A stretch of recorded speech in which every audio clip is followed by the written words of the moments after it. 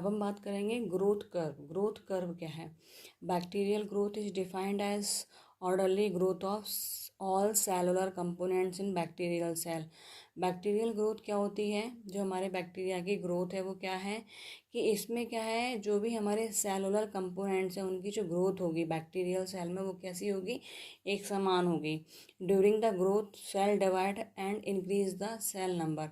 क्या होता है, जब हमारी ग्रोथ के दौरान, जब ग्रोथ हो रही होती है बैक्टीरिया की, तो सेल क्या है, डिवाइड होके और सेल नंबर को इंक्रीज करती है। अब हम बात करेंगे कि bacterial growth curve consist of the following 4 phases. जो बैक्टीरिया का या बैक्टीरियल जो ग्रोथ कर्व है वो जो है उसमें 4 फेज हैं। एक है लैग फेज, दूसरी है लॉग फेज या लॉगरिथम या एक्सपोनेंशियल, स्टेशनरी फेज और डेथ फेज या डिक्लाइन फेज। लैग फेज जो होती है वो 1 से 4 घंटे की होती है, या हम कह सकते हैं 1 से 4 आवर्स की होती है। Bacteria adapt themselves to growth conditions. जो हमारे बैक्टीरिया जो होते हैं वो क्या है, स्वयं ही ग्रोथ करते हैं, खुद ही जो है एडप्ट कर लेते हैं ऐसा एनवायरनमेंट और ग्रोथ करने लगते हैं। ड्यूरिंग लैग फेज जो बैक्टीरिया होते हैं वो क्या करते हैं, growth cycle, synthesize of RNA, enzymes and other molecular molecules length of this phase depends on the type of bacterial species culture media। जो हमारे लैग फेज की जो लेंथ है यानी 1 से 4 घंटे मैंने बताई, तो हो सकता है कि ये ज़्यादा भी हो जाए। वो किस पे डिपेंड करेगी? जो भी हमारी बैक्टीरियल स्पीसीज़ है या कल्चर मीडिया है। वैसे तो क्या है, इसमें सिर्फ और सिर्फ क्या क्या होता है, ग्रोथ साइकिल स्टार्ट होती है और सिंथेसिस होता है आरएनए का। फिर है हमारा लॉग फेज। लॉग फेज जो है वो हमारी, या एक्सपोनेंशियल फेज जो है वो कितने घंटे की होती है? 8 घंटे की होती है। Sometimes called the logarithm phase. It is a period cell doubling the number of new bacteria appearing per unit time is proportional to the presence of population।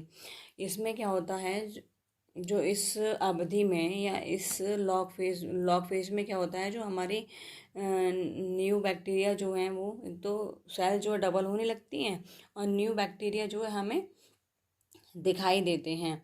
और unit time is proportional to the, जो भी हमारी population है इस phase में उसके क्या है, प्रोपोर्शनल होते हैं। This phase plotting the natural logarithm image of cell number against time produce straight line.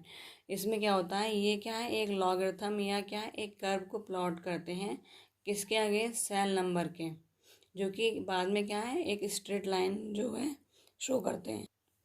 फिर है हमारी stationary phase.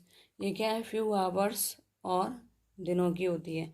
Lack of food, nutrients and accumulation of waste product hence growth slow down. इसमें क्या होता है कि किस किस की कमी हो जाती है? एक तो फूड की कमी, न्यूट्रिएंट्स की कमी हो जाती है। एक्यूमुलेशन का मतलब होता है, मतलब चीज़ों क्या है, सिकुड़ने लगती हैं। और वेस्ट प्रोडक्ट है ग्रोथ स्लो डाउन। इसमें जो भी हमारे वेस्ट प्रोडक्ट जो हैं वो कैसे हो जाते हैं, स्लो डाउन हो जाते हैं। अगर हम बात करें तो हमारी जो रिप्रोडक्शन रेट जो है वो क्या है, बराबर हो जाती है डेथ रेट के। ठीक है, तो इसमें स्टेशनरी फेज में क्या है कि फूड की, न्यूट्रिएंट्स की कमी हो जाती है। उसकी वजह से क्या है, जो भी हमारी सेल का मतलब इंक्रीज हुई हैं या डबल हुई हैं वो क्या है, रिप्रोडक्शन रेट जो है is equal to death rate. फिर है हमारी डेथ फेज या डिक्लाइन, फ्यू आवर्स और मतलब कुछ घंटे और क्या दिनों की होती है ये भी। Acute shortage of available food increase the secretion of toxin. इसमें वही है कि मतलब फूड की तो एक्यूट फूड या कहें या लैक ऑफ फूड कहें, फूड तो कम हो जाता है और क्या होता है, टॉक्सिन जो है क्या है, निकलने लगते हैं। Number of living cells decrease exponential, ultimately the bacteria disappear completely from that place। अच्छा, होता क्या है, जैसे अब जब फूड की भी कमी हो गई है ना, तो क्या होगा, टॉक्सिन मतलब जहरीली चीज़ें या जहरीले पदार्थ जो है निकलना स्टार्ट हो जाएंगे, है ना। तो उससे क्या होगा, जो भी हमारे बैक्टीरिया लिविंग सेल थी वो क्या है, डिक्रीज होंगे और अल्टीमेटली जो है बैक्टीरिया डिसअपीयर होने लगेंगे। तो इसीलिए इसको डिकेलाइन फेज या डेथ फेज बोला गया है, क्योंकि इसमें जो है बैक्टीरिया क्या है, किल होने लगते हैं।